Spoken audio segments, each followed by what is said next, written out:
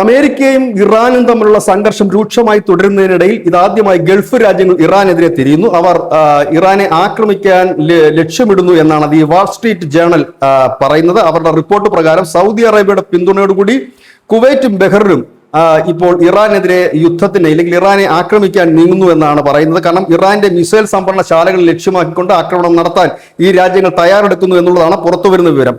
ഇതുവരെ സ്വയം പ്രതിരോധമായിരുന്നു GCC രാജ്യങ്ങളിലെ ഗൾഫ് രാജ്യങ്ങൾ എടുത്തിരുന്ന നിലപാട്. ഇത് മാറ്റിക്കൊണ്ട് പ്രതികാരവും ആണ് തങ്ങളുടെ പ്രതിരോധവും പ്രതികാരവുമാണ് തങ്ങളുടെ ഇപ്പോഴത്തെ നിലപാടെന്ന് ഈ ഗൾഫ് രാജ്യങ്ങൾ പറയുന്നു. UAEയും സൗദിയും തമ്മിലും ഇത്തരത്തിലുള്ള ചില നീക്കങ്ങൾ നടക്കുന്നു. അതായത് പതുക്കെ പതുക്കെ മിഡിൽ ഈസ്റ്റിലുള്ള മറ്റു രാജ്യങ്ങൾ കൂടി ഇറാനെതിരെ തിരിയുന്നു. അവർ കൂടി നേരിട്ട് യുദ്ധത്തിലേക്ക് പങ്കെടുക്കുന്ന ഒരു സാഹചര്യത്തിലേക്കാണ് ഇപ്പോൾ കാര്യങ്ങൾ പോകുന്നതെന്ന് the Wall Street Journal report ചെയ്യുന്നു. News desk news India Malayalam.